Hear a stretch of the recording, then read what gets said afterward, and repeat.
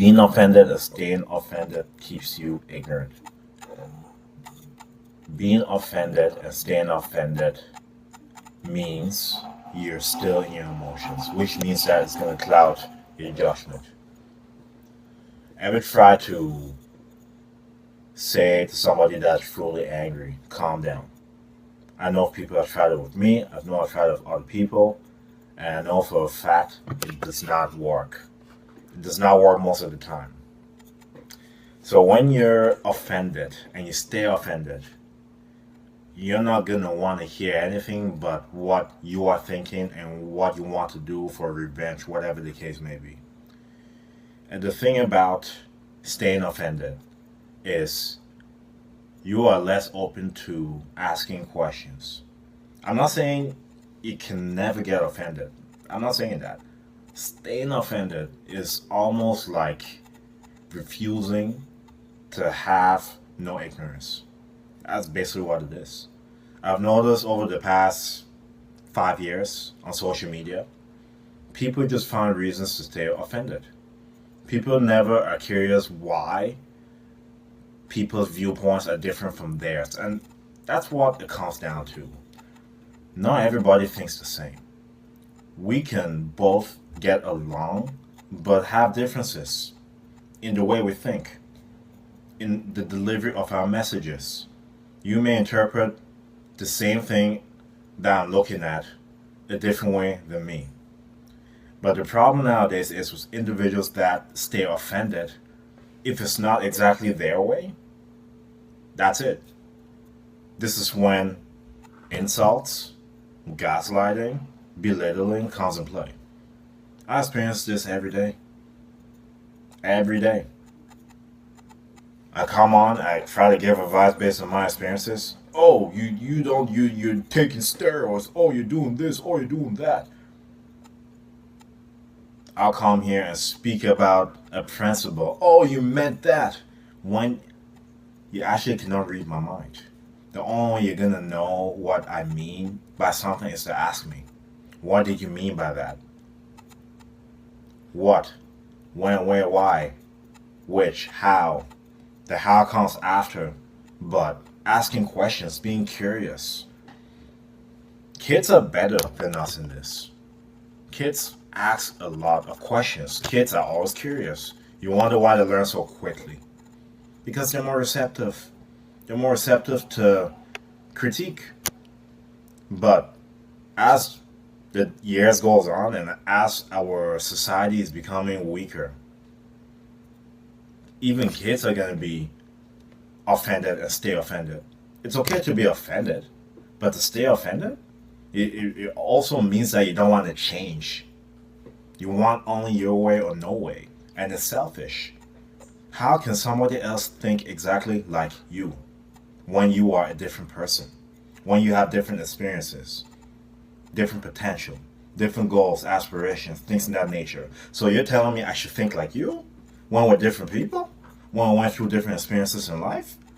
When we're possibly different races, different genders? How can I think like you? How can you expect someone else to think like you? Even people within a family can't think alike. Alike as in like the same. Because alike also means that you have certain things you agree on and certain things you don't agree on. That's the nature of the beast. That's the nature of being a person on earth. How can you expect for somebody else to think exactly like you? How can you know what someone meant by something without verifying?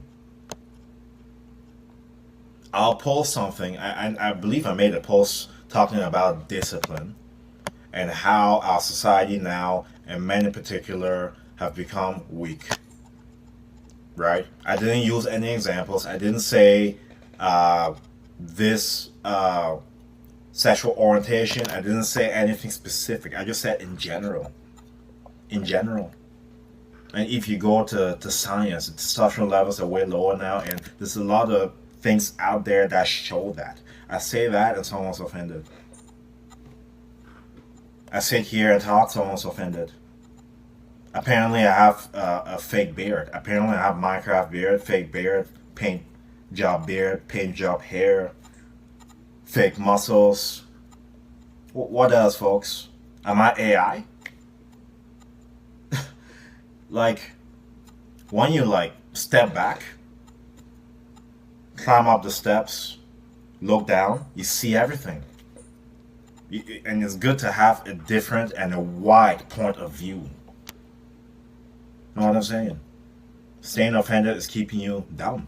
It's keeping you ignorant. It's keeping you from knowing more.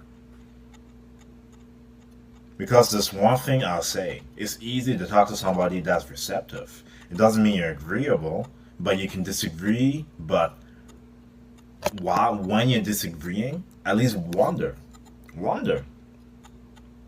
People that get offended and stay offended cannot be people that can be personal with other people. They can't.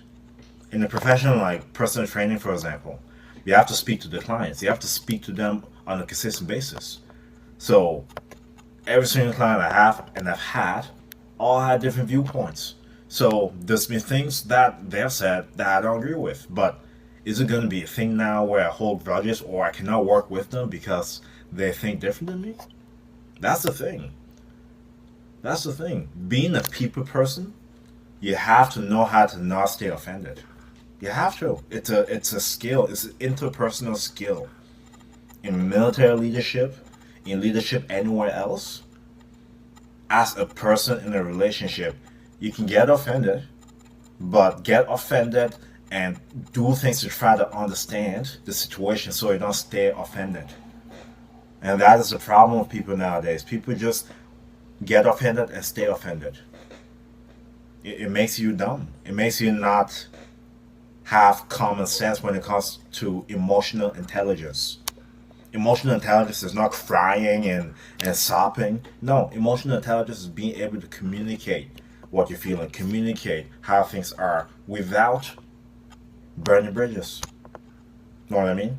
Sometimes you may need to just let go and not say anything, but other times you have to be able to voice what you're thinking, voice your opinion, be able to ask questions when you don't agree with something.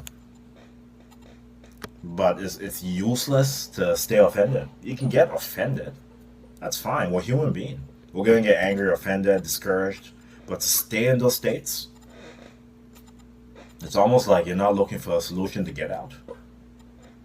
So what I want you to get from the video, don't remain offended. Try to understand things by asking questions. You do not know what you mean. You think you do, but you don't. It's funny when you start to speak to somebody and you ask, what did you mean by that? Oh, I thought you meant this. No, I meant this. If I do this right now and I say, where am I pointing? You're probably going to say maybe the ceiling, but I'm pointing at space. In my head, I'm thinking I'm pointing at space, but from your perspective, I'm pointing at the ceiling. You know what I mean? Just a simple question. Where are you pointing? Are you pointing at the stars in space? Are you pointing at the dirt on the top there? Or what are you doing? You wonder. You don't really know. You don't really know. You're only going to know if the person said, I mean this. I meant to say this. Other than that, it's an assumption. And the crazy thing is, you can turn an assumption to something imaginary that you're remaining offended about until you find out the whole gist of everything. That is why when two people are in a conflict and one comes to me and tells me a story, I have to listen to the other side as well, because there's two sides to a story. And in many cases, when you're angry, you overestimate or underestimate what happened. You do. That is why I have a lawyer. You need like a neutral source, judging it from a wider perspective. Know what I mean? But don't remain offended. It makes you not smart. It makes you ignorant. It blocks you from thinking. That's it for the video. Make sure to like, share, subscribe, stay tuned for more videos. God bless you.